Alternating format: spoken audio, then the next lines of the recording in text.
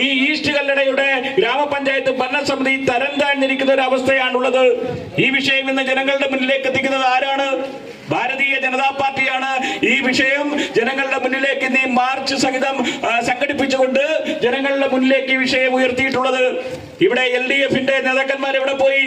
CPMന്റെ നേതാക്കന്മാർ ഈസ്റ്റ് കല്ലട പഞ്ചായത്തിൽ എവിടെയാണ് ഇരിക്കുന്നത്? CPMന്റെ LDFന്റെ മെമ്പർമാർ എവിടെ പോയി ഒളിച്ചു? അതാണ് ഞങ്ങൾ പറഞ്ഞത്. ഇവിടെ ഈ ഗ്രാമപഞ്ചായത്തിലും ഭരണം നടത്തുന്നത് യഥാർത്ഥത്തിൽ ഇന്ത്യ മുന്നണിയാണ്. കേരളം മുഴുവനെന്നല്ല, ഇന്ത്യ മഹാരാജ്യത്ത് മുഴുവൻ ഇന്ത്യ മുന്നണി സംവിധാനത്തിലാണ് CPMും കോൺഗ്രസും ഇപ്പോൾ പോയിക്കൊണ്ടിരിക്കുന്നത്. അതുകൊണ്ടാണ് ഇത്ര വലിയൊരു അഴിമതി. ഒരു സർക്കാർ അംഗനവാടി ഒരു സ്വകാര്യ വ്യക്തി എഴുതി മേടിച്ച 1.5 ലക്ഷം രൂപയ്ക്ക് നമ്മളൊന്ന് മനസ്സിലാക്കൂ. ഏകദേശം ആ കെട്ടിടം പണിയുവാൻ 8 ലക്ഷം രൂപയാണ് ചെലവഴിച്ചത്.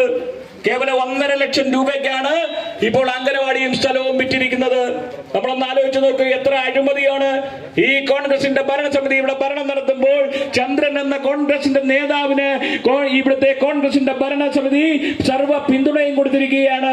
ഞങ്ങൾ ചോദിക്കുന്നു, ഇനി എത്രയെത്ര നിയമ പോരാട്ടങ്ങൾ നടക്കും?